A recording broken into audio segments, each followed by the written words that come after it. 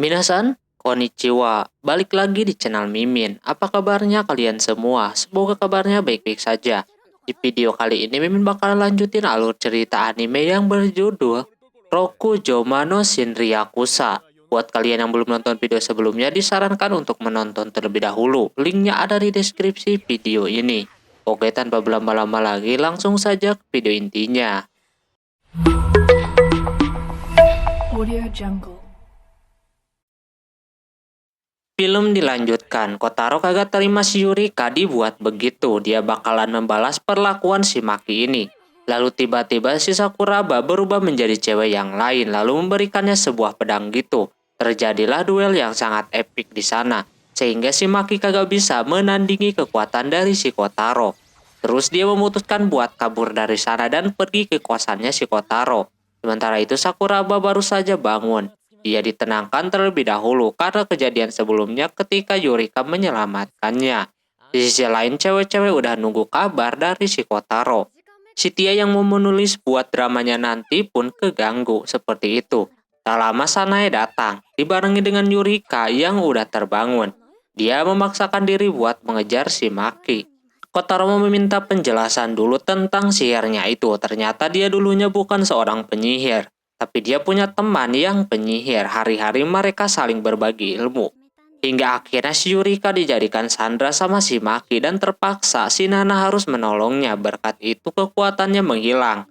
Dan si Nana pun terluka. Jadinya dia mengoper kekuatannya kepada si Yurika. Yurika harus membalaskan dendamnya itu. Di sisi lain, Maki sedang menyerap kekuatan di kosan si Kotaro. Nampak dia tidak bisa menyerap kekuatan si Kotaro sebanyak-banyaknya. Dia cuma bisa sedikit doang. Terus Kotaro membawa si Yurika buat ke kosannya. Di sana mereka sambil bercerita tentang Yurika yang kini udah ketahuan seorang penyihir. Padahal Kotaro mengiranya dia macam Kotaro, manusia biasa. Dia juga bilang kalau Yurika kagak cocok jadi seorang penyihir. Maki yang sudah selesai menyerap udah siap melawan si Kotaro. Lama Kotaro pun datang dan terjadi duel epik jilid 2 di sana. Kali ini Maki lumayan bisa mengimbangi kekuatan si Kotaro. Sampai dia harus mengeluarkan kekuatan hilang ingatan beberapa detik. Nah, ada momen di mana si Maki udah mulai bisa mengendalikan kekuatan milik si Kotaro. Dia mengeluarkan sebuah pedang gitu yang kagak bisa ditahan sama sihirnya si Yurika. Untungnya mereka masih hidup. Ketika mau menghajarnya yang kedua kalinya, tiba-tiba dihalangi sama si Kiriha. Tanpa ampun, si Tia pun maju menggunakan kekuatan besarnya. Ia kagak terima kesatrianya dibuat terluka. Untungnya serangan bertubi-tubi itu masih bisa ketahan. Ketika Tia mau melancarkan serangan yang lebih horor, tiba-tiba datang si Kasagi yang melihat kosannya hancur begitu gara-gara si Maki. Kasagi auto langsung menonjoknya. Maki baru tahu kalau yang punya sihir bukan si Yurika doang, melainkan semuanya punya kekuatan. Alhasil dia mematahkan sesuatu di tongkatnya yang membuat cahayanya keluar, dan yang anehnya ingatan Kotaro dan yang lainnya hilang. Maki langsung bertemu dengan rekannya dan membahas apa yang terjadi tadi sama dia. Besoknya akhirnya si Sakuraba bisa kencan sama si Kotaro, ditemani dengan Yurika sama si Kenji. Di sana Yurika masih sedih karena ingatan Kotaro hilang, yang mana sebelumnya dia udah memberikan masukan kepada si Yurika. Dia nanya kembali tentang dirinya kalau dia itu seorang penyihir. Kotaro kagak masalah Yurika penyihir atau bukan, yang pasti dia orang baik yang pernah menolong si Sakuraba. Cuma dia tidak ingat kapan, dan juga dia ngomong kalau si Yurika ini mending tidak usah jadi penyihir dan jadi orang biasa saja. Lantas dia tambah nangis seperti itu, lalu melanjutkan kencannya lagi. Di sisi lain terdapat superhero Power Rangers yang lagi nunggu musuh muncul. Sementara itu si Kiriya memberi brosur tentang penampilan drama dari kota sekitar. Mereka menyuruh si Kiriya membantu menyukseskan acara tersebut dengan bantuan teman-temannya. Awalnya si Kotaro kagak mau, tapi karena ada Sakuraba di sana jadi dia tertarik. Dan juga Tia bakalan menggunakan drama itu buat latihan kesatria. Lalu pas hari hanya si Kotaro, Tia dan Kiriha jadi penjahatnya. Terlihat yang nonton bocil semua. Nah, di sana si Sakura berceritanya diculik gitu. Yang lebih parahnya Yurika selalu jadi peran yang kagak enak. Tak lama yang harusnya pahlawannya datang, ini yang datang malah yang lain, yaitu 5 Power Rangers merah tiba-tiba muncul. Udah masalah warna ditambah mereka salah masuk, dikira ini bukan acara drama. Terus tak lama kemudian barulah pahlawan superhero yang ditunggunya datang. Lantas Power Rangers itu pada lemas lalu memilih buat pulang. Setelah itu si Kiriha mengantar bocil yang mendekatinya. Sekalian dia mau ikut bersih-bersih di kota. Terus akhirnya dramanya sukses. Untungnya tadi masih sempat untuk muncul superhero-nya mengenai Kiriha. Kotaro memberitahu kalau dia lagi ikut bersih-bersih. Yang katanya itu udah diadakan lumayan lama. Akhirnya mereka pun ke sana mau melihat si Kiriha dan benar saja dong. Dia lagi bersih-bersih sama warga bawah tanah yang lainnya. Lantas Sanae curiga kalau si Kiriha lagi diam-diam menginvasi kota dengan cara bersih-bersih. Malam harinya Kiriha yang berada di bawah tanah dapat panggilan dari ayahnya. Yang mana si Kiriha ini mempunyai dua misi, yaitu menginvasi kota dengan cara bersih-bersih tadi. Dan yang keduanya lewat mendapatkan kosan milik si Kotaro. Cuma karena ada persaingan jadi bakalan lama. Di sana ada seumat yang pengen mengambil jalan cepat mendapatkan kosannya itu dengan cara kekerasan. Dia adalah si Tayuma. Terus bapaknya itu menyuruh si Kiriha buat pulang dan menikah di sana. Lantas si Kiriha auto menolak keras akan hal itu.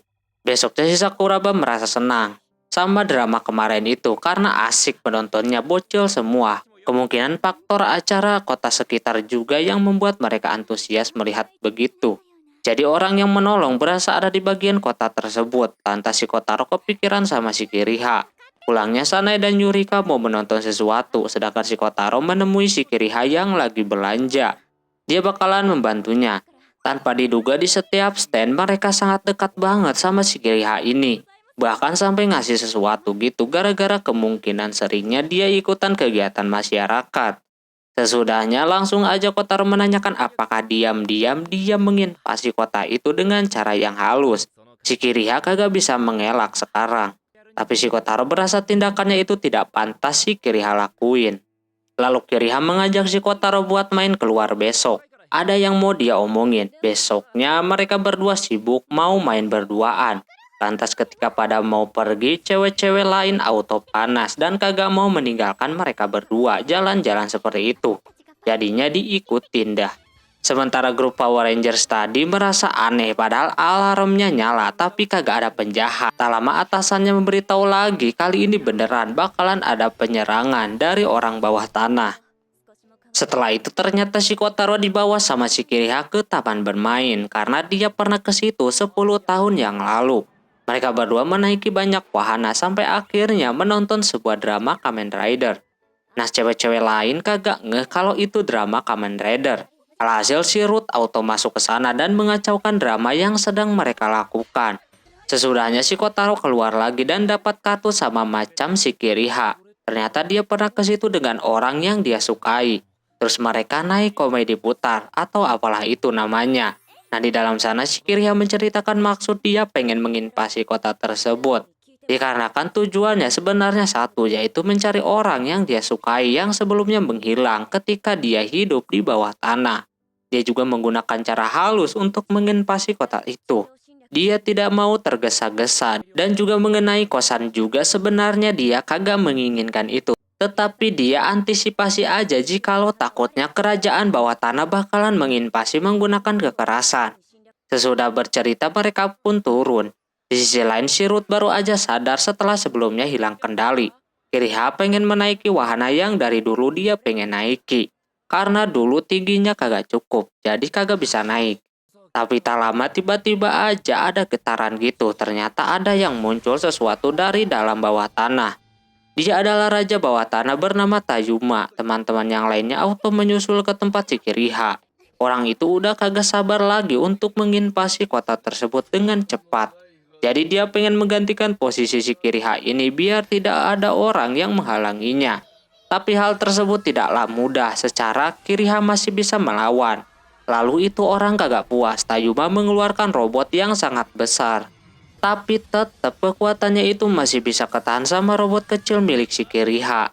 Ketika Tayuma mau menghancurkan taman bermain yang ada di sana, Kotaro auto menunjuknya karena tempat itu adalah tempat di mana orang menyimpan kenangan dan juga tempat orang bersenang-senang. Tapi ketika dia ngoceh, Kotaro malah dihajar begitu dan mau diakhiri. Untungnya si Tia datang menolongnya, beserta yang lainnya pun pada datang. Lantas Tayuma kagak ngerti dengan situasi saat ini.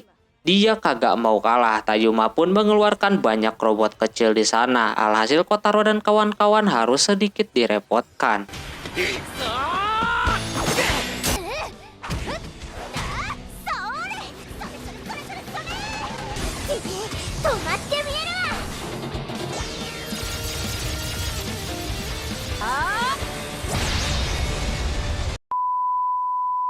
Setelah semuanya beres dan mau diakhiri, itu orang malah pakai bom asap. Untungnya ada Sane yang membantu penglihatan si Kotaro. Jadi bagus begitu. Alhasil Tayuma ketahuan dan dibuat kagak bisa ngapa-ngapain. Tapi hal tersebut tidak membuatnya kapok. Dia berniat bunuh diri. Untungnya dengan sihir si Yurika, dia berhasil melindungi area sekitar. Lalu Tayuma dihabisi sama si Kiriha sendiri.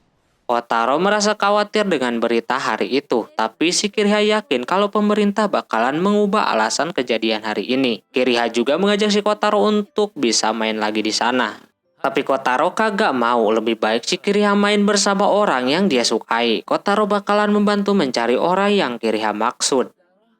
Singkat cerita, pagi-pagi si Tia membangunkan orang-orang yang belum bangun untuk cepat-cepat bangun. Tapi sulit banget, terutama si Yurika. Ini udah masuk bulan Desember. Ketika di sekolahan, cewek-cewek ngomongin tentang Natal, namun pada kagak tahu Natal itu apaan. Yurika taunya identik dengan makan-makan, dan Sanae identiknya sama hadiah. Nakasagi punya versi sendiri, yaitu biasanya Natal itu dipakai untuk menghabiskan waktu sama pacar. Tapi si Tia bakalan gunain waktunya itu buat latihan aja. Di sisi lain si Kotaro juga bingung, belum ada rencana mau ngapain, tapi dia dapat ide untuk membuat sebuah pesta gitu. Lalu dia pergi pulang. Malamnya ketika Sakuraba lagi jalan-jalan, dia bertemu dengan si Kotaro yang lagi kerja di sana. Dia baru aja kerja di situ, tapi emang cuma 3 hari doang. Dia sedikit menggombali senpainya itu dan juga dia pengen ngomong sesuatu, tapi besok. Sementara cewek-cewek baru dapat kabar kalau si Kotaro ini tiba-tiba aja nyari kerjaan. Entah alasannya apaan. Kalau semisal untuk pacarnya dia wajar-wajar aja. Bekerja paruh waktu buat nyari uang. Tapi cewek-cewek yang ada di sana berasa kagak terima kalau si Kotaro punya pacar. Tak lama Kotaro pun pulang dan Ruth langsung meminta penjelasan. Dijelaskanlah kalau dia kerja cuma 3 hari aja. Karena dia lagi butuh uang. Tapi mereka kagak percaya karena mendadak aja gitu kerjanya. Alhasil demi keamanan si Kiriha berbohong kalau si Kotaro cari duit buat meneraktir si Kiriha. Lantas yang lainnya kagak percaya, mereka pacaran, jadinya selesai dah. Kagak diperdebatkan lagi. Lalu mereka makan-makan di sana. Besoknya si Kotaro kebeli pohon dari uang kerjanya. Dia pengen ngadain pesta di klub merajut, dibantu sama si Sakuraba. Sampai 2 hari ini mereka mendekorasi ruang klubnya itu dapat uang dari hasil kerjanya. Setelah itu datang di mana malamnya bakalan mengadakan pesta itu. Kotaro meminta bantuan kepada si Kenji untuk membantunya membuat pesta di klub merajut. Dia disuruh buat mengundang orang-orang kosannya, sedangkan dia mau belanja dulu. Di sana juga ada Kasagi yang nampak mereka berdua mempunyai tujuan lain. Terus ketika si Kotaro habis belanja, dia dapat masalah. Bahwasanya ruangan klubnya itu tiba-tiba dipakai sama klub lain buat pesta. Lantas dia kagak ngerti. Sakuraba beranggapan kalau ada orang yang mengizinkan menggunakan ruangan tersebut. Sakuraba menyarankan untuk menggunakan kosannya aja. Kotaro pun langsung ke sana. Ternyata itu emang udah direncanakan sama si Kenji dan Kasagi. Kotaro berlari pulang. Dia baru ingat kenapa dia kagak di kosannya aja. Padahal tempat itu adalah tempat di mana dia bertemu dengan cewek-cewek bermacam-macam. Dimulai Sanae, Tia, Ruth, Kiriha, Kasagi, dan juga Yurika. Sesampainya di sana, dia kaget dapat kejutan dari yang lainnya. Kini si Kotaro kalah pintar dengan mereka. Ternyata Makenji udah lebih dulu tahu rencana si Kotaro ini. Setelah itu mereka pun pesta besar-besaran di sana. Sesudahnya Kotaro menemani si Sakuraba buat pulang. Di tengah jalan Kotaro memberikan sebuah hadiah berupa sal yang dirajut sendiri. Itu adalah karya pertamanya. Sakuraba auto senang dan di sana dia memberikan hadiah juga kepada si Kotaro. Sambil akting udah layaknya putri perak dan kesatria biru. Dari sini animenya sudah selesai. Selebihnya Kotaro dan kawan-kawan berdoa akhir tahun di kuil dan menyiapkan untuk drama kesatrianya nanti. Oke, mungkin segitu dulu untuk anime ini. Mohon maaf bila ada kesalahan dalam penyebutan nama tempat atau yang lainnya. Dan sampai jumpa di anime selanjutnya. Jamatane, bye-bye.